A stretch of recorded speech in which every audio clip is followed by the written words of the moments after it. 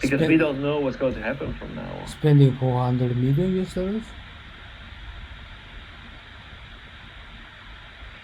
Maybe it's not so cheap.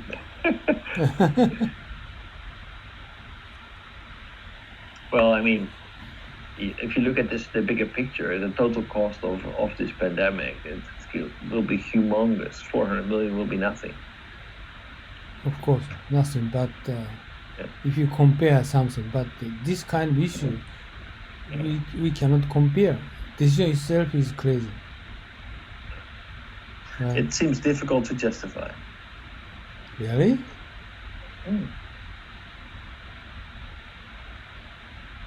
It seems just difficult to justify, but nobody explains it.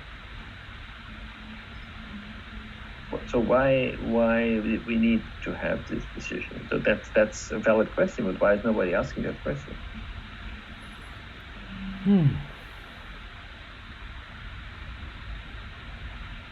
There is no journalist.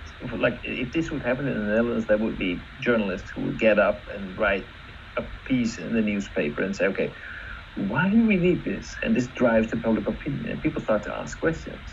But that doesn't happen here. Yeah, journalist is belonging to any company. They try to cooperate with government, so they never criticize government. Right. So that leads to a culture where people don't ask questions.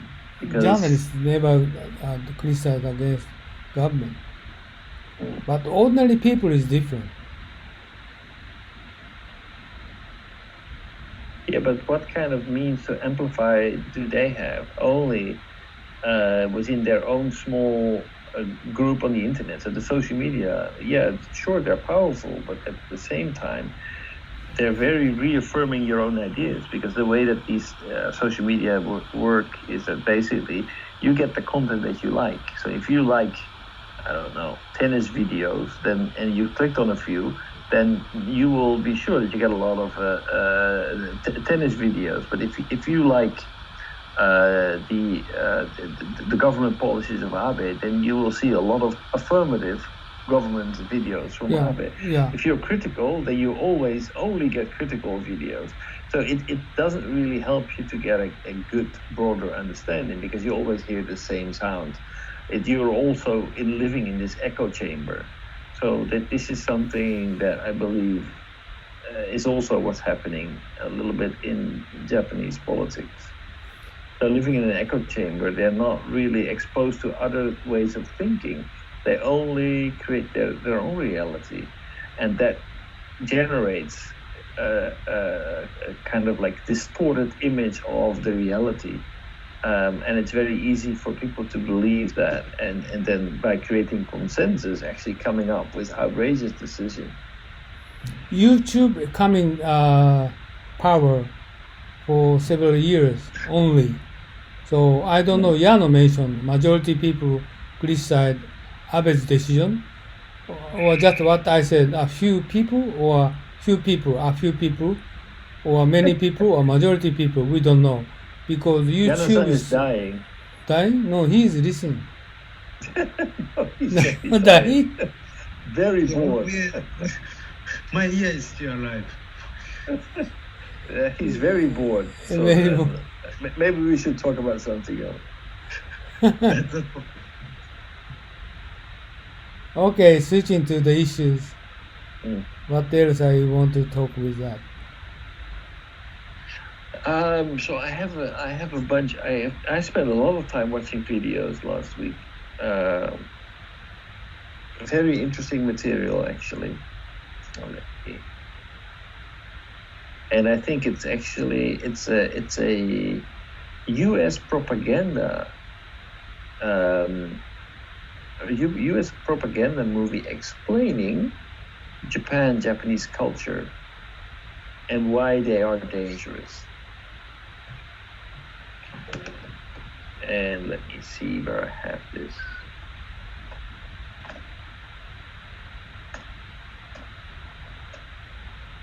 It takes a little time.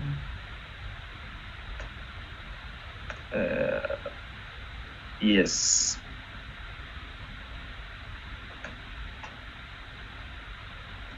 Oh, actually, the first question is actually it's an extension of what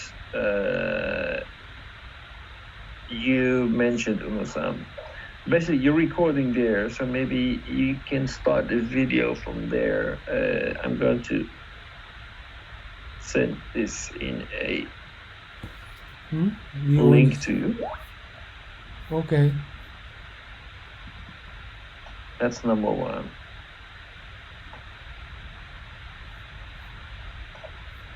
By the way, I don't know what this disk message is in the top of your screen, but that doesn't look good.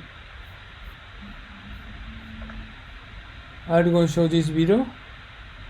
Yes. Okay. It looks like mold. This one? Yes, please. But why did Japan attack Pearl Harbor? He doesn't answer the question, does he? He doesn't answer the question. Why did Japan attack Pearl Harbor? This is my question. Yeah. So it doesn't really. So basically, there's a number of reasons, but it's not being conclusively presented by him. I do agree. Two reasons basically. A number of reasons. One of the reasons was that actually the U.S. was actually going against the interest of Japan by financing the Chinese war effort against Japan. That's one thing. The oil embargo. Just a moment. What was the reason? Because the U.S. was financing the Chinese war effort against Japan. One reason? That's one reason. So they were actually prohibit export. What do you mean? No. They were actually giving China money to buy weapons and fight against Japan. So they were basically using their money to fight Japan through Chinese armies. So for Japan, it would feel like they were already at war with the U.S. Okay. What the second? Further, it was because of the oil embargo that was put in retaliation of the occupation of Indochina.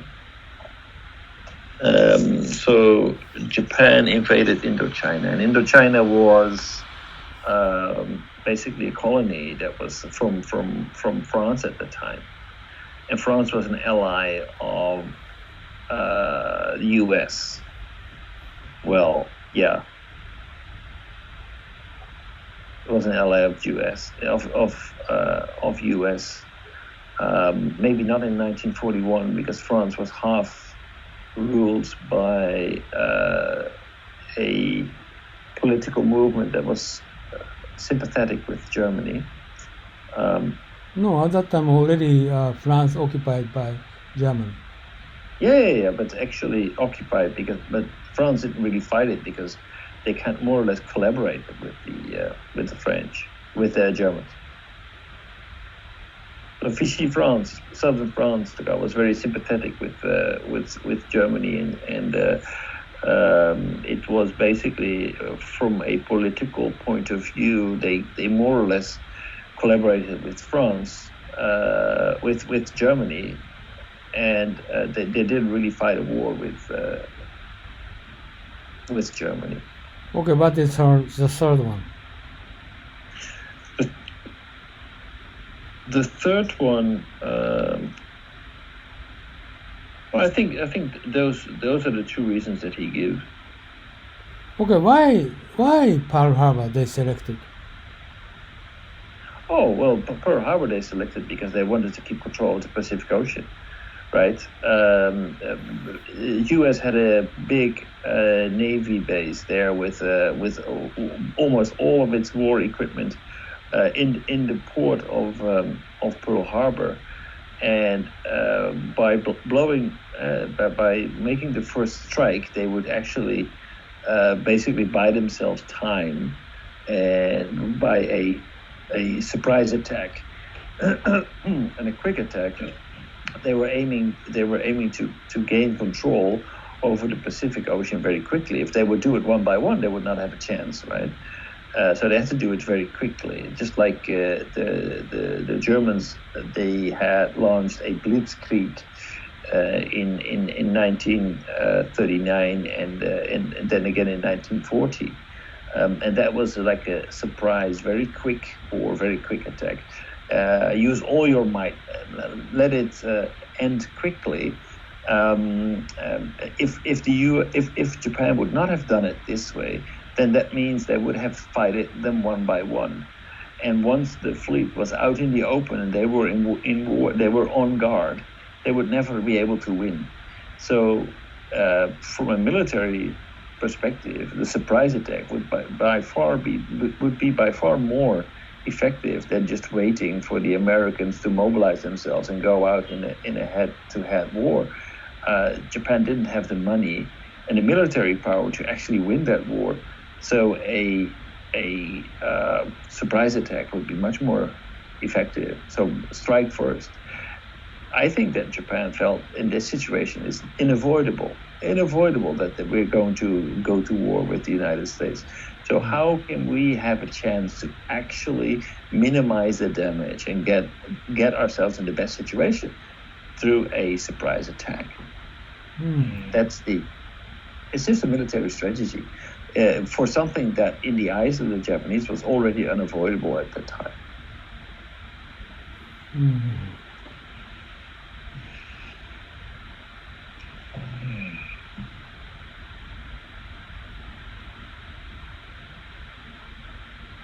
Because it was clear that they couldn't win it. But if you believe that you're in a situation that this war is unavoidable, because what the United States is doing is they're never going to collaborate with Japan. They're always going to be against them.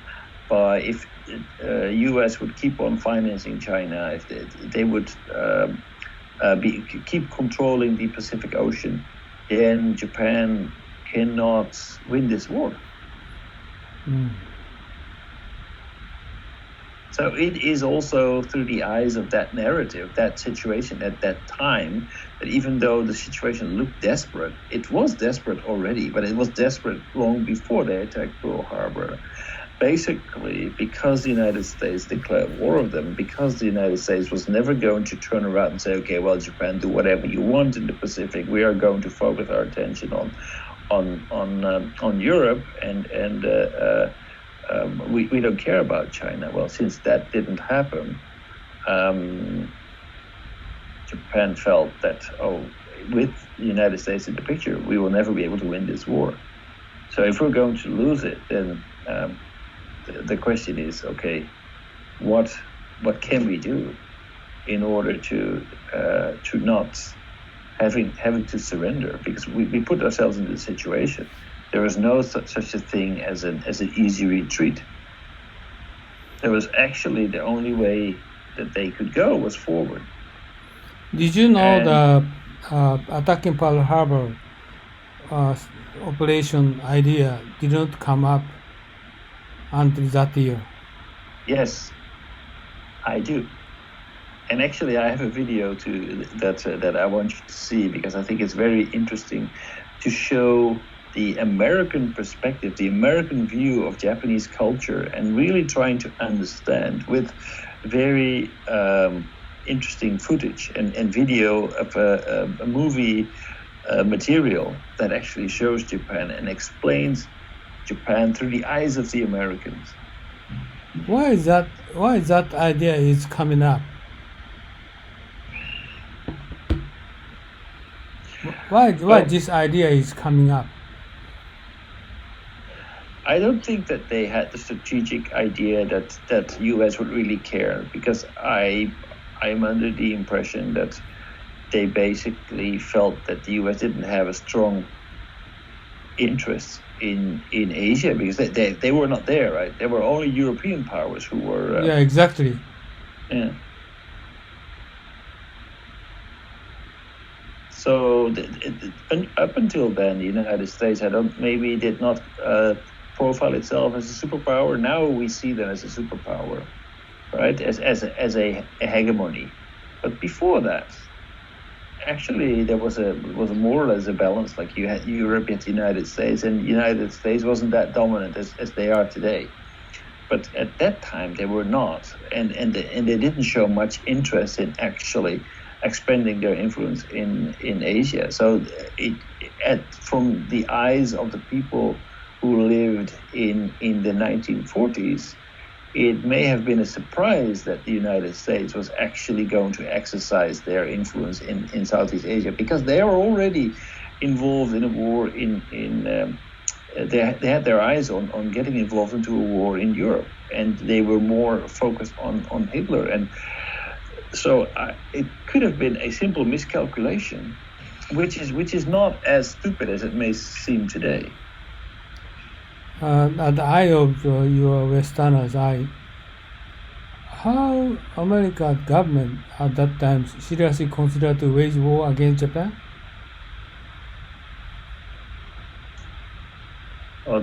You mean before the attack of Pearl Harbor or after? Before.